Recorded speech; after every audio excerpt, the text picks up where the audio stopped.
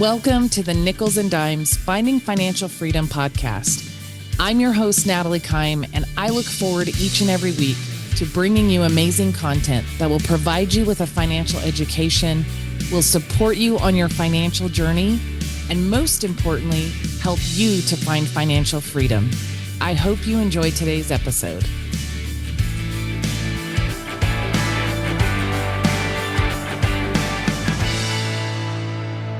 Welcome to the Nickels and Dimes Finding Financial Freedom podcast. I'm your host, Natalie Keim, and today it's just me, y'all. I'm doing a solo episode. This week, I want to talk about money mindset, the rule of 72, saving strategy, and debt management.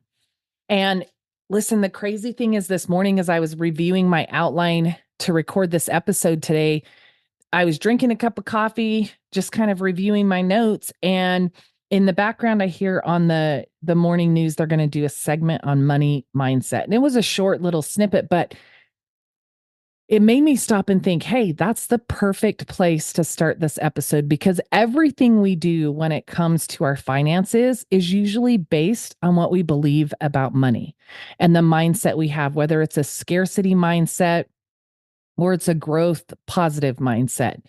And I want to start with the idea of, like, where does that mindset even come from, right? Where do we even start with how we think about money or the way that we interpret money? Because a lot of people look at money and see it as a negative thing, and it truly can be. It can also be the tool that you utilize to create exactly what you want in this world. And let's be honest, when we talk about wealth, that's different for every person. You know, for some people, it's not necessarily a number in your bank account or investment account. It's about the ability to provide or not provide at a basic level. It's the ability to do things like vacation or not do those things. And for some people, it is the ability to create opportunities and businesses and really create wealth from a numbers perspective that can change their family legacy forever, creating generational wealth. Now, yeah, a lot of people think about money negatively, and there's a lot of people who maybe don't do the right things with their money, but there's a lot of people who do. And the majority of us, we just want to be able to get by. Yeah, we want a little bit of the extras. We want a little bit of the fancy. We want to be able to reap rewards from the hard work that we put in, the businesses we start, the job that we spend, our entire working careers at. Why shouldn't we want to be able to create our version of wealth and financial freedom from that, right? So, talking about that concept, first of all, is like, where does our mindset around money come from?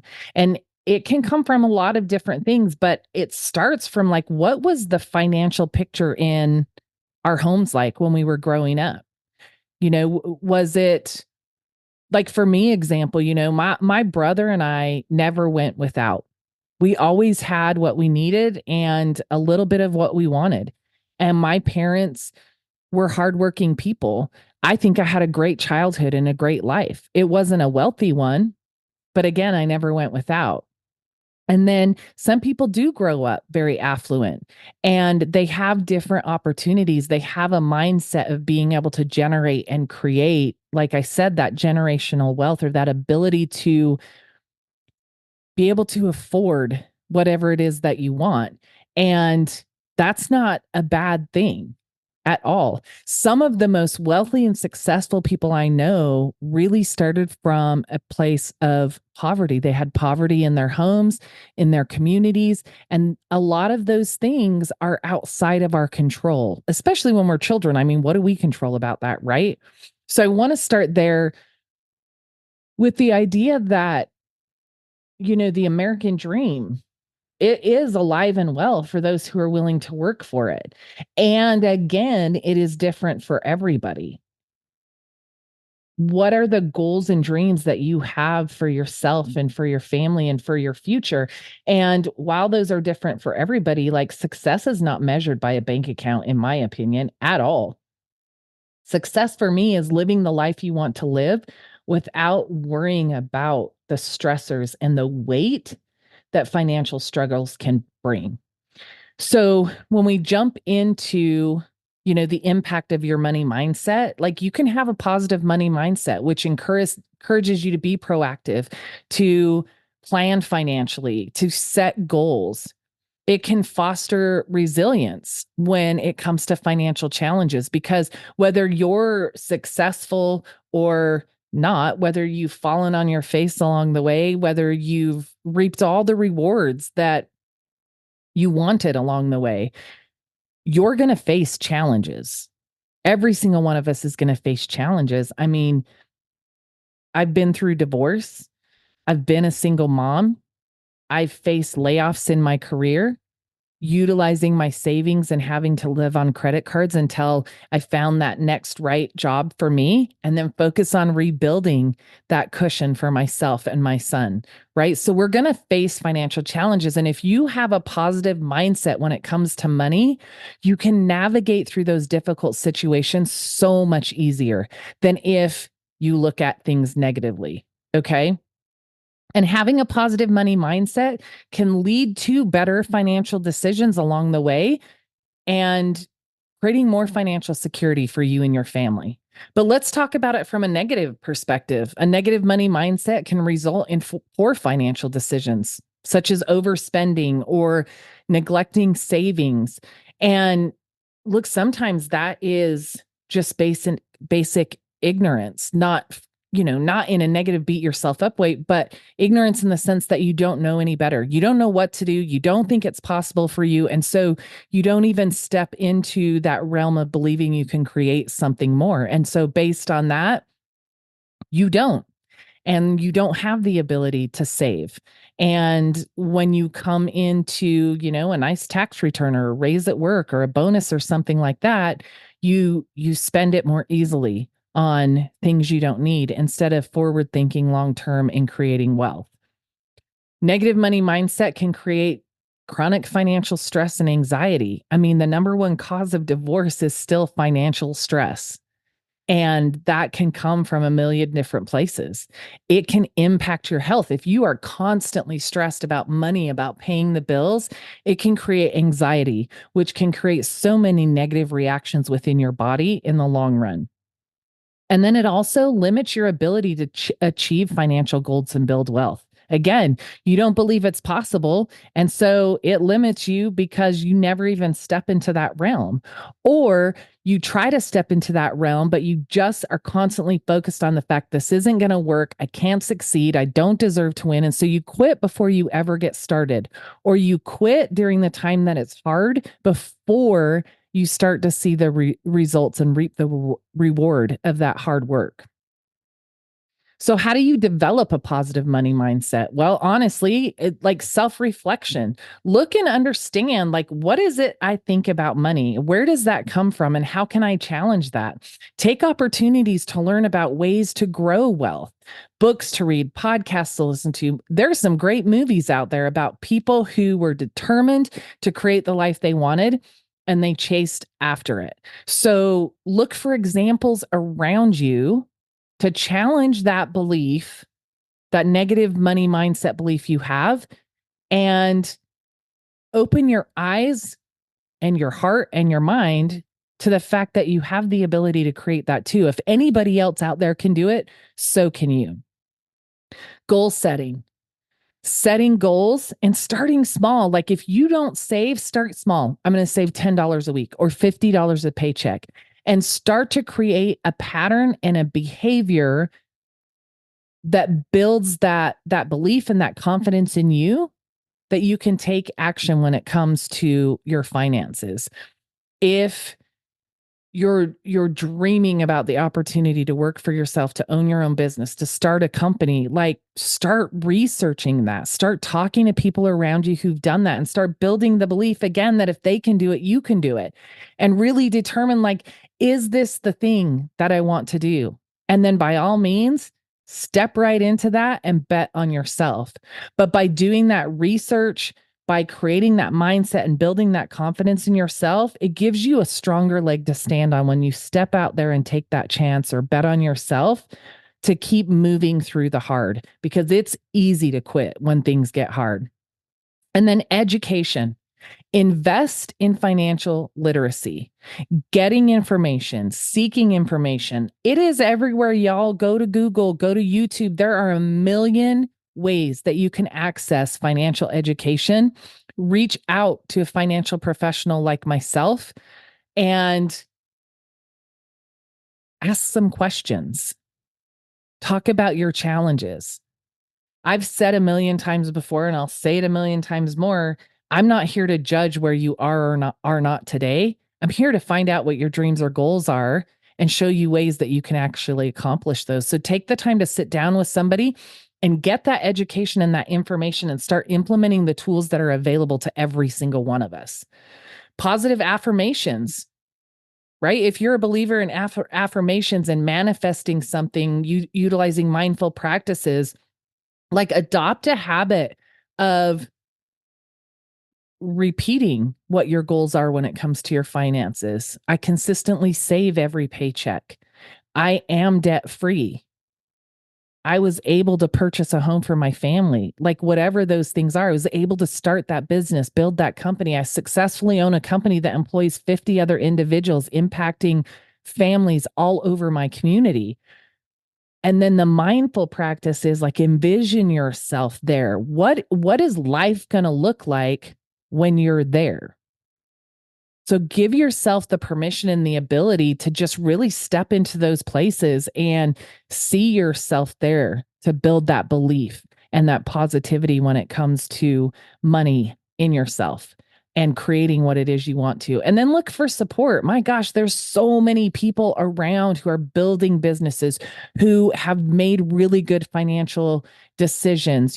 Get a coach or somebody that can help you develop the habits that you want to and encourage you and help you to grow in building that positive money mindset, so you have the framework to really jump and move forward the way that you want to.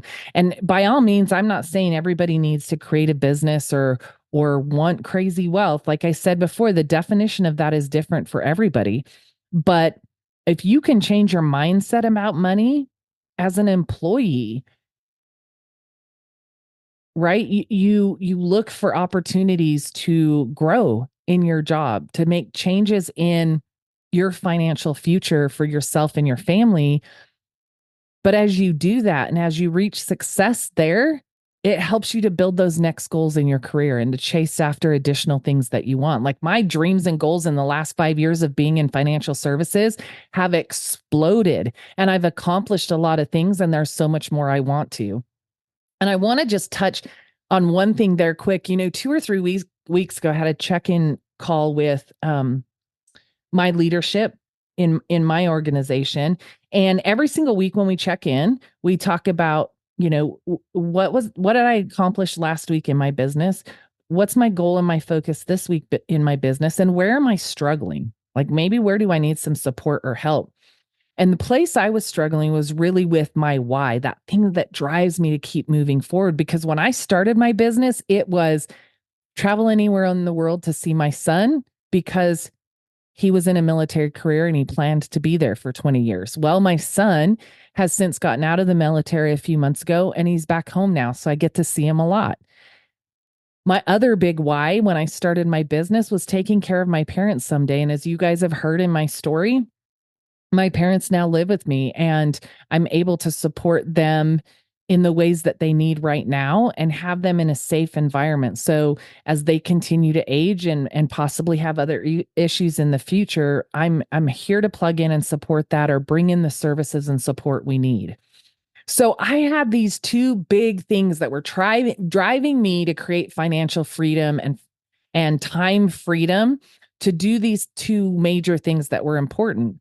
Well, now here I am. And so, I have a dream board and I'm looking at it and it's all things. And I said, I'm struggling with my why. And I look at my dream board and it's like all stuff. And I feel like, I don't know, it's just not motivating me. It's just not, I don't feel connected the way I felt connected before to that purpose. Right. And my coach said to me, my coach is Ed Cross. You actually heard him in a previous episode talking about creating a family business. But he said to me, Natalie, it's not about the thing. The thing is a picture you put on a board. You got to connect to the thing behind the thing. Connect to what's behind the thing. And so I thought about it and I'm sitting there and he's like, what kind of life will you be leading when you make those things happen? And it was like flipping a switch for me. All of a sudden, I understood what he was saying, that the kind of life, the freedom to live the way I want, to go where I want, to provide additional needs my parents may have in the future, to take care of my son and his future family in different ways, to vacation, to live life on my terms in retirement. Accomplishing those things on my dream board are what creates that life for me. And so if I'm able to accomplish those things, I'll be living the life of my dreams. That's my motivation to move forward. And so that was a huge step forward. So definitely tapping into the people around you that can um that can help you answer the questions you have when you feel like you get stuck moving forward, and tapping into examples around you of people who are doing that and asking them how, and utilizing the resources that you have. So that's really for me kind of that whole idea or concept of having a positive money mindset, is doing the work to create that for yourself. And here I am, like 5 years in, running my own business, and I still struggle with that. And so it's something that you continually work on. And you know, maybe you've heard the saying, I've heard it all over the place, but at every level there's another devil. As you start to step towards those goals and actually achieve some of those things, and your dreams grow a little bit bigger, then there's this new devil, right, pushing against you. Oh, you don't deserve that. Oh, you can't make that happen. Oh, you don't come from money. Who do you think you are to do this? What are people going to think of me? All those kind of things, right? So creating that routine and that habit of building that positive money mindset is what's going to make you able to tap into that as your dreams and goals do grow over time, and as you start to achieve the success from a financial perspective that you want. So at the end of the day, cultivating that positive money mindset can create that solid foundation for long-term financial success, and honestly, overall well-being that you want for yourself. So, like I said, I really wanted to start there and just kind of establish that before we talk about some of these things. If you go back and listen to episode 5, my last solo episode, I talk about budgeting and all the components of putting together a budget. And so, really talking about the rule of 72, which leads into savings and debt both, just made sense as the next logical steps. So, let's start with what is the rule of 72. The rule of 72 is a simple math formula that can help you determine how many years it will take for your money to double. Excuse me. So, how many years is my savings account going to take to double? In other words, work towards creating wealth for yourself. So, it works like this. You take the interest rate you're earning in any account or any investment and you divide it into 72. And that gives you the number of years. Now that interest rate, it's going to be a whole number, right? So if you're getting 4%, that's 0.04, but it's really a whole number, 4%. So divide 4 into 72, it gives you that calculation. So for ease of math, I'm going to use 10. You've got an investment account, a savings of some type that's earning you 10%. If you divide that into 72, your money will be doubling for you every 7.2 years. Okay, so easy application of the rule of 72. But I want to talk about the flip side of that. When it comes to debt, it works the same way. So again, for ease of math, I'm going to say the average credit card is 20% interest. And let me be honest with you. I think if you look up stats, it's around 19 or 20% out there. But I have met with clients lately that when they send me the breakdown of their debt and I look at their credit cards, their credit cards on average are 25 to 28% overall. So, you know, things are changing. Interest is going up in every category. But for this exercise, we're going to use 20%. So if you divide 20 into 72, you get 3.6. Your money's doubling against you every 3.5 years. Now, remember, I said if you're getting 10% on your earnings, your money doubles for you every 7.2 years. But if your debt's doubling against you every 3.5, how do you stay ahead of that? How do you ever get out from underneath your debt? How do you ever get ahead?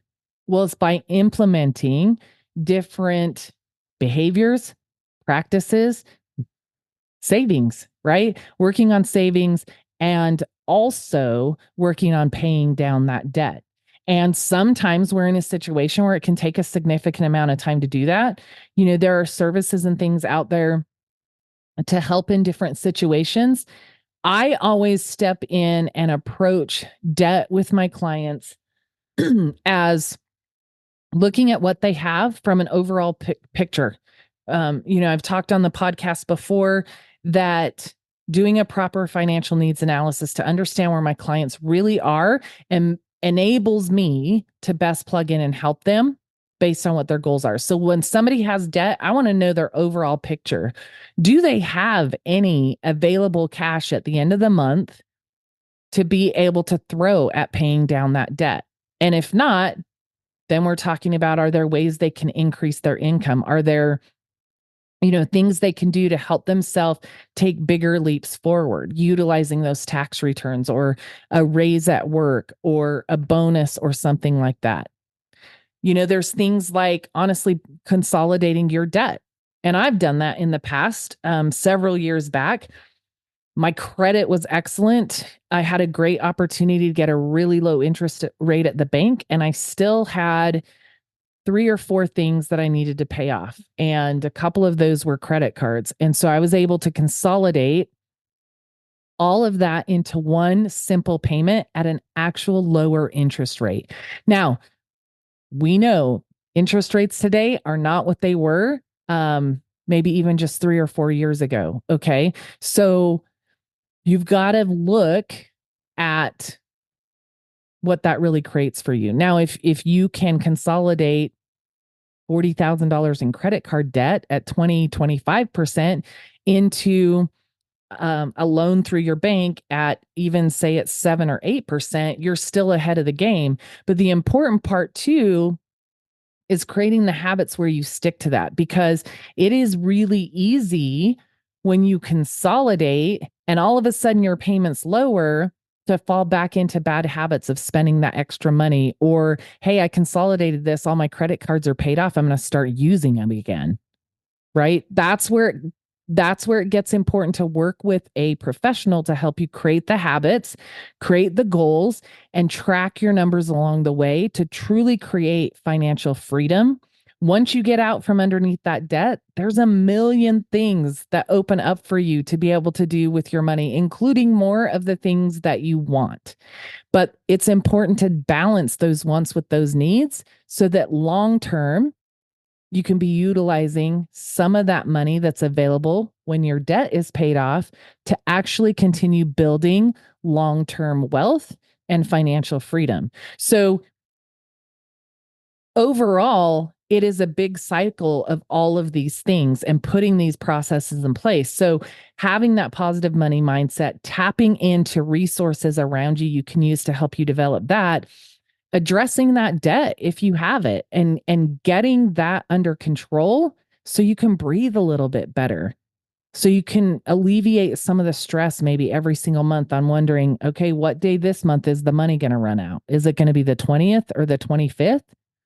Because I still got 4 days, 5 days, 10 days left in the month before I get paid again. How am I going to make that happen? So you've got to create that habit of celebrating the steps you're taking in reducing that debt and focusing on how good it feels to get out from underneath that, to establish a determination to not just continue in that debt cycle, not to stay in that, not to live in that. Because if you get out from underneath it and then you utilize that money to build wealth and to build some financial freedom, the ability to do some of the extras, you'll be doing it with your own money instead of somebody else's, and you won't be paying a crap ton of interest. Okay. So it's taking that next step and developing that mindset as you address your debt. So what are some of the things to do? First of all, understand your debt. Get a list of all your debts, calculate the totals, and then look at your budget and figure out, okay, in my budget, I have, my standard monthly payment I'm making on these, but they're never going to go away at that.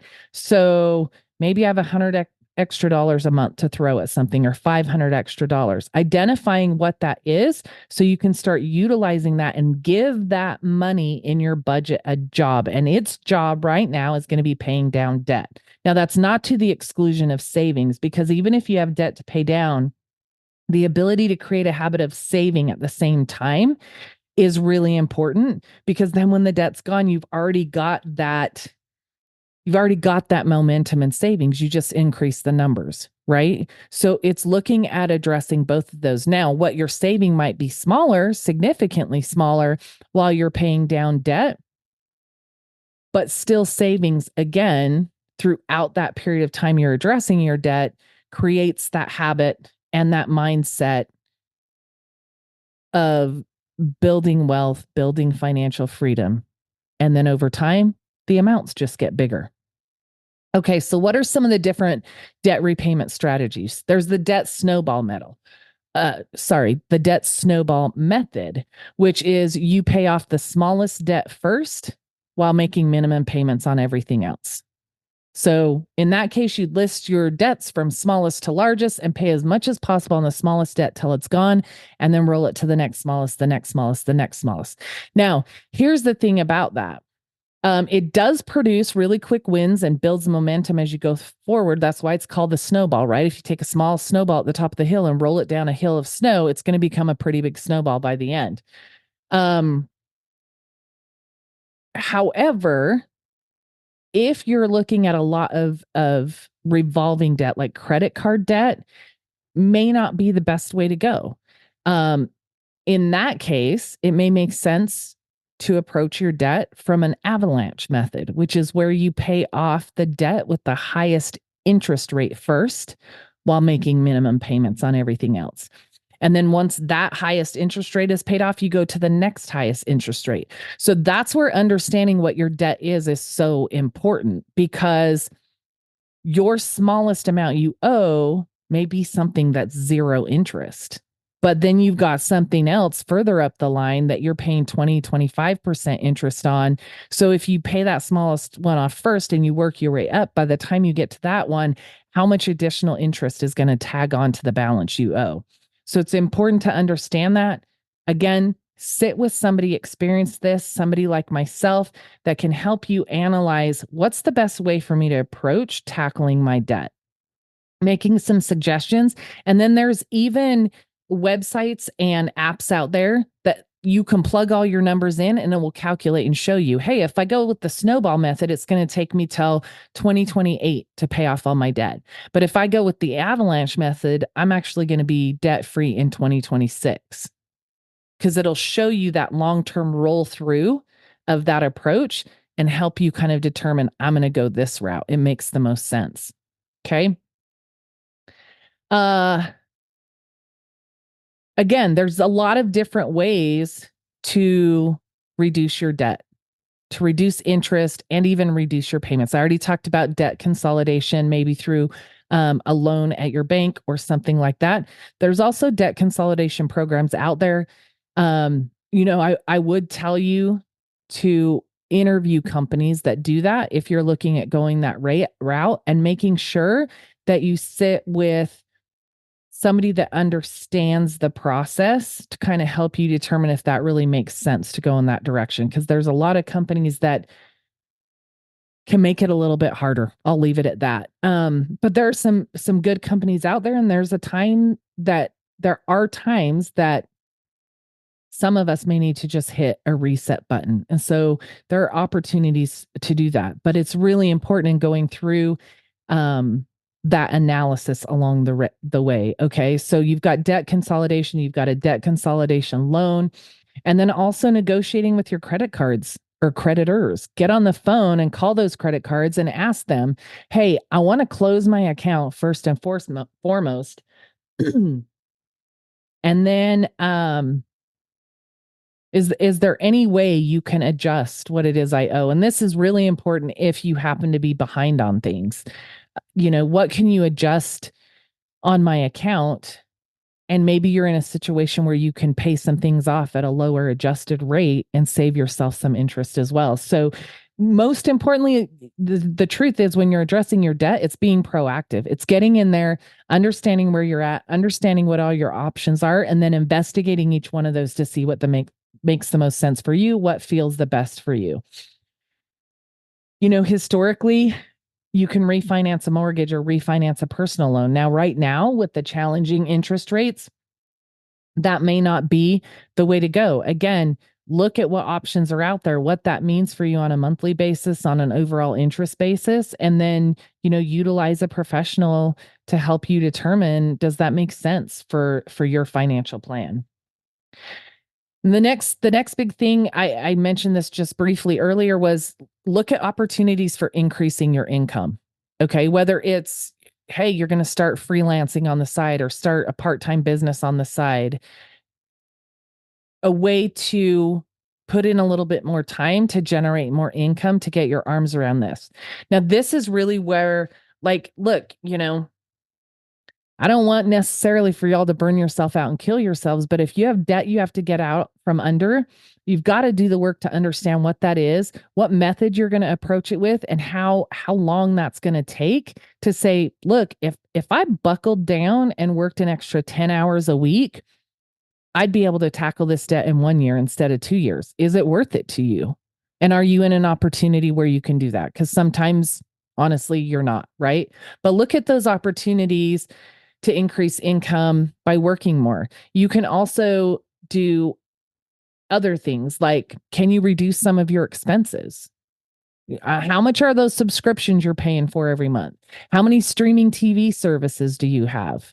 What are you spending on money? What money are you spending on things you don't need that if you cut that back might free up a couple $100 a month where you could just plug away at your debt with that extra cash as well? Have a garage sell unused items, things like that. A lot of times that can bring in a few $100s. I've done some successful garage sales back in my day. I don't know if they work quite the same anymore, but look at all the opportunities you have to increase your income. Reducing spending, selling things you don't need, or creating more income by working more, right? There's a lot of different ways to increase your income. So sit down with a professional and really look at where you're at to determine what makes the most sense. And then, of course, like I said in episode 5, I talked about budgeting. I'm not going to go real deep here, but definitely having a budget that you're paying attention to and that you're really looking at, where are my numbers, where am I moving the needle, and things like that to stay in control. Make sure you're doing everything you can from a budgeting perspective. That's going to play into paying down your debt, but it's also going to play into building wealth long term and what you want to create for yourself when you get beyond that debt. So that process of budgeting is vitally important overall. You got to stay motivated and disciplined when you're addressing your debt. That's just the long and short of it. If you've got a year, 2, 3, 4 years, it's going to take you to pay all of this off. That can be really unmotivating to think, you can think, I'm never going to get out from underneath this. However, that discipline to stay the course and maybe work really hard for a year, 2, 3, or 4, and never have to do it again because you're doing it the right way. You're creating the habits. And again, you're building savings, which I'm going to get to along the way too. And so you're establishing an environment where you're going to be building wealth and savings going forward to be able to do some of the things that you want and not have to get yourself in a position in the future of debt. Right? So setting clear goals, staying disciplined, staying the course, as frustrating as it can be sometimes. And my biggest advice is do not limit yourself 100% from absolutely everything extra, because that is the fastest way to get yourself frustrated and unmotivated and fall back into the same patterns and create an even worse problem for yourself. When I look at debt with a client, I'm always saying, okay, here's where we're at. And you've got, let's just say I'm working with Sarah, and Sarah's got an extra $500 a month and she's paying the minimum on all of her bills. And so I'm structuring a plan for Sarah. And Sarah's not really saving anything on an ongoing basis either, right? But Sarah says to me, hey, I've got $500 a month that I'm willing to plug into changing some things financially for myself. Well, depending on exactly what Sarah's goals are and what we're implementing, I would divide that $500 up into different buckets. Now, if Sarah has an extensive amount of debt to begin with and no savings whatsoever, I'm going to start by really looking there. What are the opportunities to create savings for her? Now, say Sarah's 25 years old. And in addition to that, Sarah owns a home, but she doesn't have any life insurance on herself uh, to pay off that home. And let's say Sarah is a single mom with a small child, so she doesn't have any protection in place for that house, and also to be able to leave anything behind. God forbid something happens to her for her child in the future. So I'd look at ways, hey, do I have the ability to use life insurance as a savings vehicle for her on top of providing protection and also pay down her debt? Based on her young age, she's in great health, whatever. Maybe we're able to throw $100 or $200 a month at putting that protection in place, building some savings tax free that she has access to along the way for emergencies and things like that. And then the other $300 we put towards those 3 credit cards she has. Now, when I'm talking credit cards, I'm usually always approaching it from the avalanche method. We're paying that highest credit card balance off first.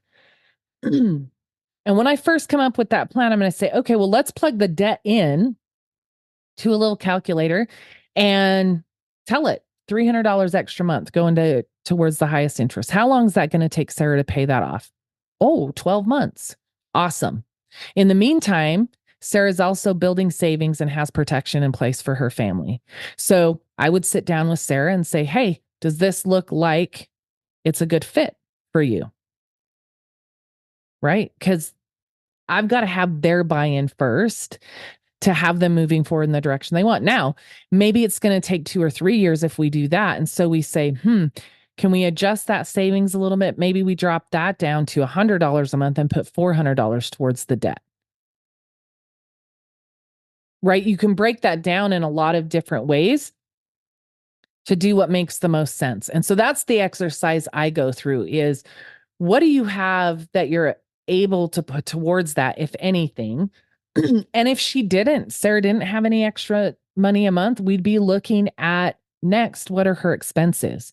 Is she spending money anywhere that she could cut back or minimize to free up more cash in her budget? Again, I said, I don't want you to cut everything out 100%. Okay. But if you go out to eat every single day, or you grab a Starbucks every single morning, could you cut that back to once a week? How much cash would that free up in your budget to put towards your debt? So looking for increasing income there. And then, of course, generating income through a part-time job or a side hustle or something like that you create as well. So it's really going to be specific to the client and looking at what their needs are, what their debt looks like overall, and what already from a financial perspective, if anything, they may have in place for savings and things like that. If I have a client that is saving some good money, has coverage that they need and stuff like that, and comes to me with debt, well, we may put a very big portion of that to paying off their debt in a handful of months and then really generating significant wealth growth long term from there. So just looking at that situation and having somebody that can help you determine what makes the most sense is incredibly important. So make sure that you partner with somebody that has the expertise to help you do that. Again, if you need support in that area, feel free to reach out.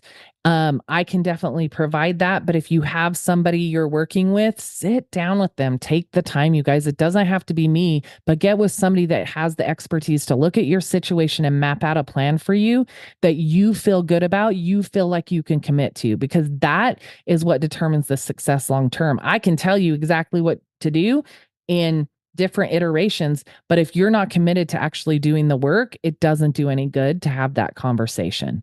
Okay. So I want to shift from here. I want to move over to, let's talk about savings. Okay. So we've developed our mindset.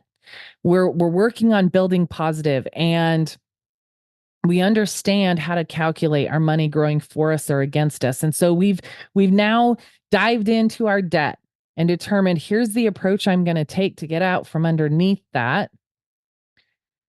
But I do always look for the opportunity for my client to be building savings at the same time they're paying down debt. And again, as I mentioned before, it could be $10 a week or $50 a paycheck, $50 a month, who knows? But creating that habit of saving is vitally important while you're demolishing that debt, because it puts you on the best platform for moving forward long term in savings and creating true financial freedom. So, if we're going to talk about savings now, like, how do you go about that? Well, you can look at it a lot of different ways. For me personally, I like to utilize the 50-30-20 rule when it comes to your money, right? So break down, you've got your net income after taxes. This is what I bring home every month for my job. 50% of that is going to be for needs. So these are essential expenses that are necessary for survival. So housing, utilities, groceries, transportation, insurance, minimum loan payments, making sure you have health care. Okay, so half of what you bring home every month is going to go towards your needs. The next is going to be 30% that goes towards things that you want. Non-essential expenses that enhance your lifestyle, but they're not necessary. Okay. It's going to be dining out, entertainment, girls' weekend, guys' weekend, hobbies and leisure activities, travel and vacations with your family, shopping, non-essential items. Okay. Buying that cute outfit, whatever it is, right? So 30% is going to go towards wants. And then 20% is for savings and debt repayment. So this again is where, based on what your debt is, okay, 20% of what you bring home every month, Sarah, that's $500. So how do we break that down based on what your debt looks like, to create opportunity for you to save? So this is allocating money towards those financial goals you have: saving, investment, and of course, eliminating the debt that we already deep dived on. So when it comes to your savings accounts, what are the different ways you want to be saving? What do you need to be saving for? A lot of people I sit down with have one savings account and it's for whatever. And I do not recommend that, because what happens is, if it's for whatever, it gets spent on whatever along the way. So maybe you don't have debt, but you're still blowing through money because you haven't assigned that money a job, such as emergency fund, retirement fund, vacation, your next car, saving for a down payment or a down payment on a house, your kids' college education. So if that, you have no debt, Sarah's paid off her debt, and now she has $500 a month to save, what bucket should she be putting that in? Well, first, Sarah, do we have an established emergency fund that is a minimum of 3 months' salary? So that if you were laid off work, you could maintain your expenses as they are for 3 months. Maybe you could cut some things back and stretch that out 4 or 5, even 6 months. Okay. But do we have that emergency fund in place? The car breaks down. It needs 4 tires at once. The refrigerator goes out. Could be a million different things. Do you have that emergency fund? Focus on building that. Now, I'm not saying that entire $500 would go to an emergency fund either. We would then break down her savings categories and determine the right percentage of that $500 to go into each. So, we already said she has a little one and she has a savings investment vehicle for her child that she puts $50 a month into, and then it earns interest and builds long term. Great. So $50 of it goes to that. Maybe she's got 2 months worth of emergency fund, but she wants to get that third one in place. Cool. Maybe we throw an extra $100 at that. So now we've still got, what is that? $350 of the $500 to utilize towards maybe some investing or retirement funds to build long-term wealth. But the overall goal is building financial security by saving for your future. And your future is short term, midterm, and long term. So you should have savings goals that fit into all three of those categories and put you in a position to do the things you want, to know that you can live the life you want in the future in retirement, and then provide for the things in between. I want my daughter to be able to go to college. That Sarah's told me that's important. She's like, Natalie, I want her to be able to go to college. Okay, then let's establish an account that creates the opportunity for to do that. Now, of course, we know when we get there, Sarah's daughter may not choose to go to college, but maybe she needs a new car, or maybe it's a down payment on a house or helps pay for a wedding, right? So create that life savings plan for your children that can be used for whatever route it is they choose to go in once they graduate high school, graduate college, whatever it is that comes next for them. You've got the means to support and help them in those endeavors. Overall, following the 50-30-20 rule can help you maintain a balanced approach to spending, to saving, and to managing your debt. That's why I wanted to cover this piece last, is it helps encompass everything we've already talked about. And also having that 50-30-20 rule allows you to stay in a really positive mindset when it comes to your money, because you don't have the stressors of, I can't afford what I need. I can't pay my debt. You've created a plan where you've addressed your debt. You're working on that. You're saving at the meantime. When you eliminate your debt, then you have more to save and you can distribute it into buckets that keep you from getting in the position where you're struggling in the future. Right? So listen, I've told him my story before. I had that 3-month emergency fund saved and paid down my credit cards. And then I got laid off from a job and it took me 6 months to find my next job. And so I had a 3-month emergency fund and I did cut back some things, but it still didn't get me all the way through that 6 months. So I had to lean on my credit cards. So now what did I do? I eliminated my savings and built more debt. So when I got back to work, I was paying down that debt, building back up that savings. And that is where, for me, if you are a single income household, or whether you're married or single as an individual, if your household has a single income, I challenge my clients to have that minimum emergency fund be 6 months of income. Now, 6 months of income can be a really big number for some of you out there. You don't create that overnight. You build it over time. And when you can, you add bigger chunks to it. But if you're always using that 20% rule that goes towards your savings once you've eliminated debt, if your income increases, that 20% amount gets a little bit bigger. Or say you get a bonus at work that's extra and it's 1 month's worth of salary. Well, depending on what else you have going on for savings, maybe it makes sense to dump it in there or put half of it in there and you've made a big jump in your emergency fund, but then you're also able to put some into your long-term savings, or, a family vacation account or something like that you're saving for as well. But it's really important to understand all your numbers, have a plan of action, develop habits that can build confidence and continue to grow that positive mindset and give you the ability to create financial freedom. Once I had developed my emergency fund into 6 months, the next time I lost a job and it took me 5 months to find one, I was able to get through that and not lean on any credit cards. Now, did I have to rebuild my emergency savings? Yeah, I did, but only my emergency savings. And because I didn't lean on those credit cards and create more debt for myself, oftentimes my next job, I made a little more money, or maybe I got a sign-on bonus. I could build that back up a little bit quicker.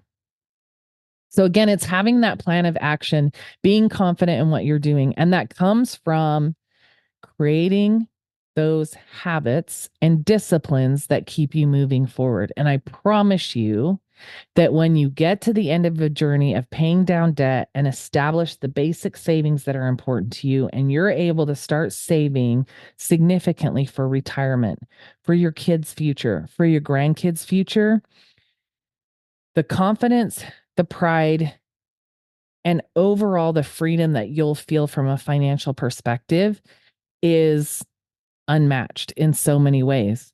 Just to know that you can breathe, that you can step in and help a loved one that may need help your kids pay for college. What a blessing that is long term. But it requires you to do a little bit of what's hard consistently for a period of time to get there. My ultimate dream is to make sure that kids in high school are learning financial literacy so that as they step into college and then out of college into adulthood and their first job, they already understand the 50-30-20 rule. They understand the rule of 72. They understand the impacts of building consumer debt and revolving credit. And they can make better decisions. Does it mean nobody's ever going to get in financial trouble again? No, absolutely not. It doesn't. We all learn our lessons our own way, and we all have our paths, and we have unexpected things that happen along the way that can throw us off course. But if we could create an environment where our young adults are effectively implementing the things I've talked about today, they're likely to never be buried under a mountain of debt and never wonder if they can ever retire, because they already will have the skills and the knowledge to implement the right things at the right times to create true freedom in their younger years and have the ability to relax, to breathe deep, and to enjoy life along the way, to travel when they want to travel, to buy that name brand pair of jeans or shoes or purse, or for guys, I don't know what it is, like the motorcycle, or I don't know. But to create the ability where you can make those choices when you want to and know that you have the money to do them is what financial freedom really is. I want the people I work with to not only be able to start off strong when they're younger, but also be able to live life to the fullest while they're young and healthy and adventurous. And then know that when they get to retirement, they still have the ability to do whatever it is they want. And heck, if we can plan for them to even retire early, that's even better, right? To spend less of your years building the financial freedom you're looking for and more of your years enjoying the fruits of that labor. That's really ideal to me. So again, episode 5, I talked about budgeting and deep dive there. And I really felt like these topics today were the next most important things to talk about in a solo episode to kind of help put together those building blocks for your financial future. So I'm incredibly grateful to each and every one of you that listen to the podcast for all your amazing feedback. My biggest challenge right now would be to sit down and really look at where you're at and determine if you've got the mindset you want and you're moving in the right direction. And if not, sit down with a financial professional. Feel free to reach out to me if you need some support in that area. You can reach out directly to the show, and those messages come directly to me. So I'd be happy to sit down with you or answer any questions that you have. But my challenge is to take that next step. Know your numbers so that you can start moving in the direction of financial freedom.